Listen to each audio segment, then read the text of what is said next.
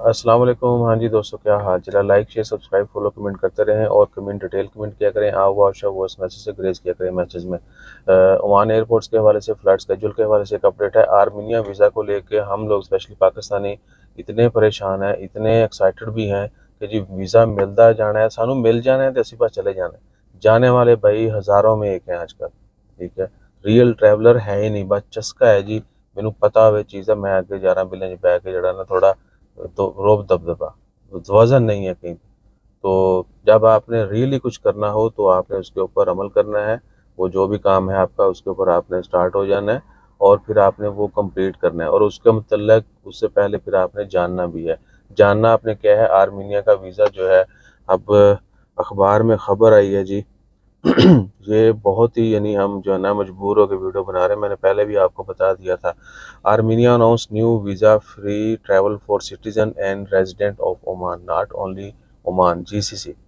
Armenia ने last month जो है वो ये ईद से पहले अनाउंसमेंट की थी कि जीसीसी सिटीज़न और रेजिडेंट यानी ओमान, ये गल्फ़ के जो नेशनल हैं, इन मुल्कों के जो शहरी हैं जिनके पास जीसीसी वाले के पासपोर्ट्स हैं, या जो लोग इधर रेजिडेंट वीज़ा के ऊपर हैं, वर्क वीज़ा हो गए, दीगर वीज़ा पर जिनके बता के बने हुए हैं, वो लोग जो है 1 जुलाई 2025 से ऑनवर्ड जो है आर्मीनिया में वीज़ा फ्री एंट्री दाखिला मार सकते हैं।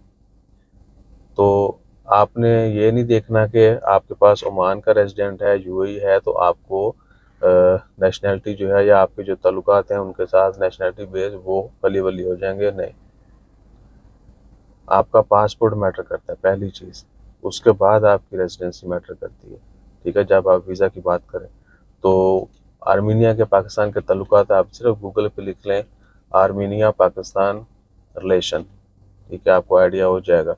बहुत कम लोगों को वो एंट्री देते हैं। वीज़ा फ्री एंट्री है, बिल्कुल है, आप जा सकते हैं। अगर आप रियल ट्रैवलर हैं या आपकी कोई इतनी बड़ी मजबूरी है तो भाई आप जाएं, ठीक है ना। लेकिन क्या है कि पहले जहन में रखें कि 100% गारंटी नहीं है आपको वो एंट्री दें या ना दें। हो सकता है यहीं पे हो जाए, ठीक है। तो इमिग्रेशन पे बाकी आपकी मर्ज़ी है, गूगल कर लीजिएगा, आपको मज़ीद जो है वो कंफर्मेशन हो जाएगी।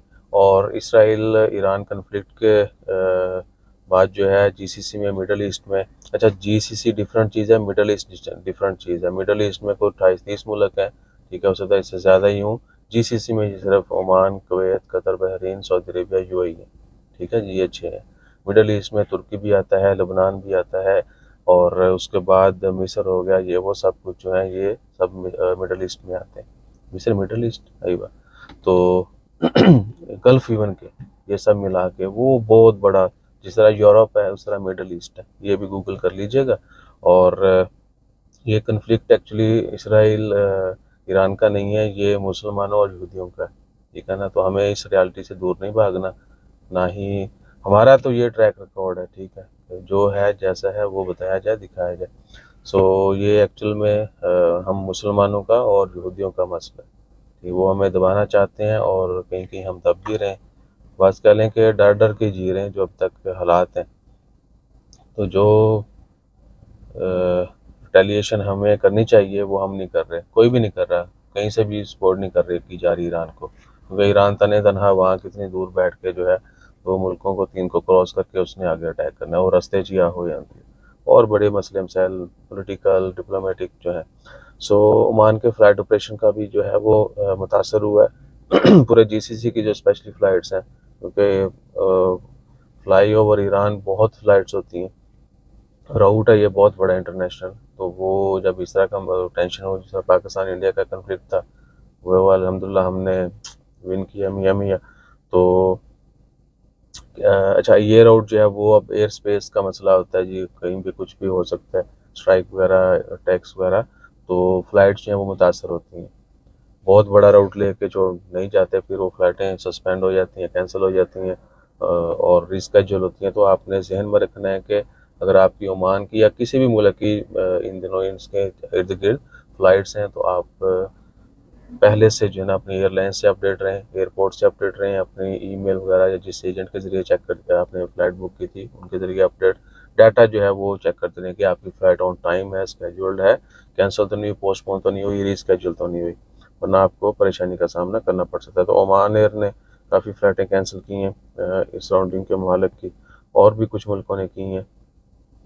ठीक है जी। बाकी फ़िलहाल तो हमें याद रखिए, फॉलो ज़रूर किया करें, शेयर ज़रूर किया करें, और शुभ शुभ जो है ना वो रहें।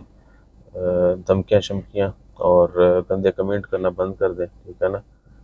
आपके भी हज़ारों मसाइल हो सकते हैं, इसका मतलब ये नहीं है कि आप जो है ना सोचे समझे बगैर जो ना हो। अब वीज़ाज़ को लेके बड़े मसले मसाइल हैं, ठीक है। इनके ऊपर कहीं मैं कोशिश करूँ उसी बंदे को बोलूँ कि भाई जो आपने गलत काम किया ना। रिसेंटली यूके वीज़ा को लेके कुछ लोगों ने मसले मसाइल मेरे साथ किए थे, तो खैर वीज़ा बंदे का लग गया, ठीक है, और जैसे हमने कहा था वैसे लगा, लेकिन उसने वीडियो बना दी किसी और के साथ। उनका वीज़ा सारा कुछ हमने किया, और पता चला जी अच्छा मिल लिया भी कुछ नहीं है, ठीक है। सिर्फ उनकी इंश्योरेंस के पैसे वो हमने खुद पे किए हैं, और बाद में हमें जो है ना एज आ कह लें कि जी सिला रहमी का यार चल तो हेल्प की है रख ले। मैंने बोला मैंने क्यों रखने हैं, ये 8 रियाल जो है ये आपकी इंश्योरेंस के 8 रियाल 200 है, ठीक है, तो उसी को ज़्यादा नहीं देते, 200 पैसा काट देते हैं। सो उन्होंने वीडियो किसी और के साथ डाल दी, ठीक है, हो सकता है आपकी नज़र में भी गुजरी हो, अभी शायद उन्होंने प्राइवेट कर दी वीडियो।